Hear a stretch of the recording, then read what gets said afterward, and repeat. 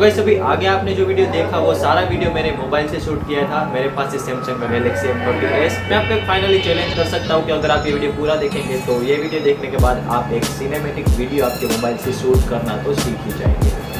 तो वीडियो को शुरू करते हैं, लेट्स गेट स्टार्टेड। तो गाइस इस वीडियो में मैं आपको 5 टिप्स ऐसी बताऊंगा जिससे आप आपकी वीडियोस को शूट करेंगे तो वो वीडियो देखने में सिनेमैटिक ही लगेगी और कोई नहीं बताएगा कि ये वीडियो आपने आपके मोबाइल से शूट की गई है। तो सबसे पहली टिप जो है वो है यूजिंग मैक्स सेटिंग। इसमें आपका मोबाइल जो भी मैक्स सेटिंग यूज़ कर सकता है रिकॉर्ड वीडियोस करने के लिए वो आपको यूज़ कर लेंगे। यानी कि मेरा मोबाइल जो अभी 4K वीडियोस तक रिकॉर्ड कर सकता है, लेकिन मैं मेरी वीडियोस 1080 पिक्सल पे ही शूट करता हूँ क्योंकि उसमें जो मेरा मोबाइल है वो स्टेबलाइजर को ऑन रखता है और उसमें जो मेरी फुटेजेस है वो ज़्यादा शेकी नहीं होती है। तो दूसरी टिप उसी बारे में है कि आपकी वीडियोस को आपको कैसे स्टेबलाइजली शूट करना है। तो अभी के मोबाइल्स में तो स्टेबलाइजर इनबिल्ट ही आते हैं और आपको गिम्बल खरीदने की जरूरत नहीं रहती है। अभी सैमसंग के फ़ोन में मुझे बहुत ही ज़्यादा बढ़िया बात क्या लगती है कि उसमें आपको एक सुपर स्टेडी मोड देखने को मिल जाता है जिससे आपकी वीडियो जो है वो गिम्बल के जैसे ही शूट होती है और उसमें आपकी जो वीडियो है वो एकदम स्टेबलाइज रहती है। इसके लिए आपको कोई भी स्टेबलाइजर यूज़ करना नहीं पड़ता। अगर आपकी वीडियो बहुत ही शेकी है तो आपको उसे कैसे स्टेबलाइज करना है उसके लिए भी मैंने एक वीडियो बनाई है, वो यहाँ पे आप आई बटन पे जाकर देख सकते हैं। वही तीसरी टिप जो है वो है प्रोफेशनल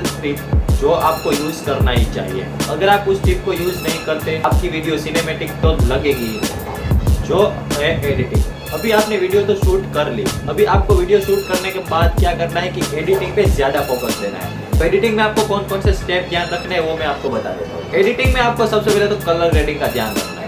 आपने जो भी वीडियोस आप जो भी मूवीज देखते हैं वो सारी की सारी मूवीज में कलर ग्रेड किया होता है। यानी कि आप असली फुटेज देखते हैं तो आप वो फुटेज तो देखना पसंद ही नहीं करेंगे।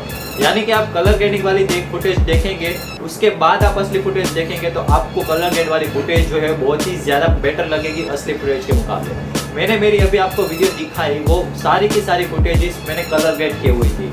आप यहाँ पे एक मेरी नॉर्मल वीडियो देख सकते हैं और साइड में कलर ग्रेड की गई वीडियो देख सकते हैं। आप देख सकते हैं कौन सी वीडियो सबसे ज़्यादा बेटर है। इसके साथ साथ आपको साउंड का भी ध्यान रखना है। सिनेमैटिक वीडियोस में आपको आपकी वीडियोस के रिलेटेड ही साउंड डालने हैं। तो नेचर के वीडियो में आपको एक सॉफ्ट सा साउंड डालना होता है। अगर आप नेचर के वीडियो में बहुत ही बास बूस्टेड वाला साउंड डालेंगे तो वो वीडियो देखने में आपको बहुत ही बकवास लगेगी। तो साउंड का आपको सबसे ज़्यादा ध्यान रखना है, कलर ग्रेडिंग का और साउंड का आपको सबसे ज़्यादा ध्यान रखना है, तभी आप सिनेमैटिक सीक्वेंस जो है वो बना सकते हैं और आप आपके मोबाइल से सिनेमैटिक वीडियोस जो है वो शूट कर पाएंगे।